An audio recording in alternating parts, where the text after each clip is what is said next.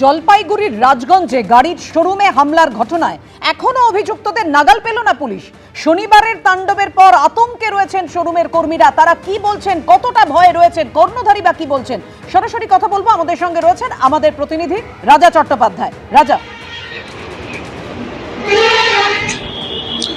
দেখো, একটা আতঙ্কের পরিবেশ কিন্তু তৈরি হয়েছে। তুমি দেখেছো যে গত শনিবার এই যে টাটা এক্স যে প্রাইভেট লিমিটেড কোম্পানি রয়েছে, এখানে কিন্তু এদের পাশে একটি জমি রয়েছে, সেই জমিকে বিবাদ করে কিন্তু গন্ডগোল শুরু হয়।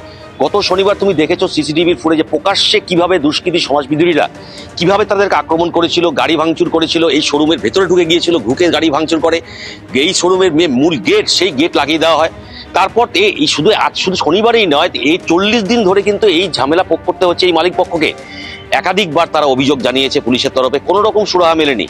গত শনিবারের ঘটনার পর ফের তারা অভিযোগ জানায়, মুখ্যমন্ত্রীকে অভিযোগ জানায়, শিলিগুড়ি কমিশনারেটের এই যে ভোলের হালো থানা রয়েছে সেখানে অভিযোগ জানায়। এখন যে পরিস্থিতি হয়েছে, আতঙ্কের একটা পরিবেশ। আজকে কিন্তু দুদিন থেকে এই যে ভেতরে যারা কর্মী যারা কাজ করে তাদের অনুপস্থিতি কিন্তু অনেকটাই কম, এবং মহিলারা যারা কাজ করে তারা নেই। আমরা কথা বলবো সরাসরি বিশাল আগরওয়ালের সাথে। বিশালবাবু, আপনি আজকে কমিশনারেটে গিয়েছিলেন, কি কথা হলো? কালকেও রাতে পুলিশ এসেছিল এখানে, কি কথা হয়েছে? কমিশনার সাহেবের সঙ্গে আমার দেখা হয়েছে, উনি বলছেন আমার পুরো সহযোগ আছে আর নিষ্পক্ষ তদন্ত করবেন আর দোষীদের থাকলে কাউকে সাজা দিবেন। কি মনে হচ্ছে, পুলিশ কি কাউকে গ্রেপ্তার করবে? এটা আমি বলার খুব মুশকিল। এখন কি একটা আতঙ্কের পরিবেশ রয়েছে? কর্মীরা আসছেন না, যেটা বলছিলেন আপনি সকালে, কর্মীরা অনুপস্থিত। ইয়েস, মানে কি almost 50% of the stuffs are absent. গতকাল রাতেও পুলিশ এসেছিল, কি কথা হয়েছে পুলিশের সাথে? ওটা উনি বলছে কি আপনি যা আছে আপনার সমস্ত কাগজপত্র আবার একবার দিয়ে দেন, আমাদেরকে বুঝিয়ে দেন। আর আমাদেরকে বিএনএস এ সেকশন 35 এ নোটিশ দিয়েছি যে আমার এগেনস্টে কেস চালু করেছে, সেটা কমপ্লাই করতে বলেছে। তো আমরা এটার পরে আমরা যাই কমপ্লাই করে আসবো। কারা হামলাটা চালিয়েছিল মূলত? এই সাইরুল বলে একটা ছেলে আছে, রফিক আছে, তার 2-3 জন আরও ছিল, সোনারুল হক, তারপরে 1-2টা এখানকারই লোকাল ছেলে আছে।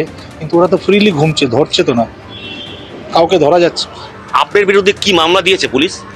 আমাদের এগেনস্টে তো অ্যাটেম্প টু মার্ডারে শিলহানিতার মামলা দিয়েছে, তারপরে ক্রিমিনাল ইন্টিমিডেশন দিয়েছে, আর ক্রিমিনাল ট্রেসপাসিংয়ে কেস এরা দিয়েছে। কোন দলের পক্ষ থেকে কাজ করছে?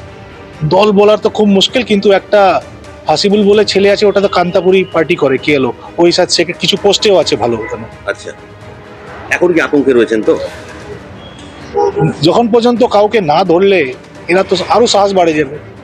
তুমি শুনলে এখন পর্যন্ত অ্যারেস্ট কেউ হয়নি। এখন পর্যন্ত 3 জনের নামে যে অভিযোগ দায়ের করা হয়েছিল তাদেরকে কেউ পুলিশ এখন ধরতে পারেনি।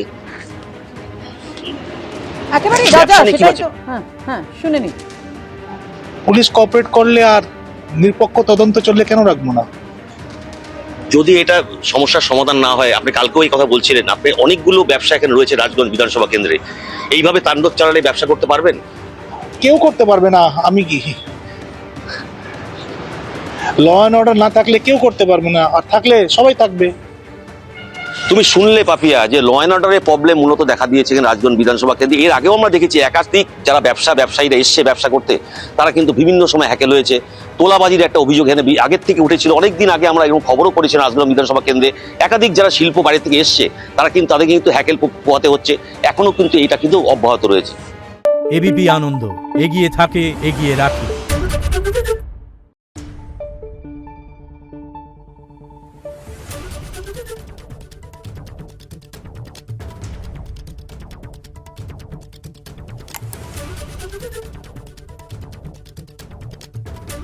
Thank you.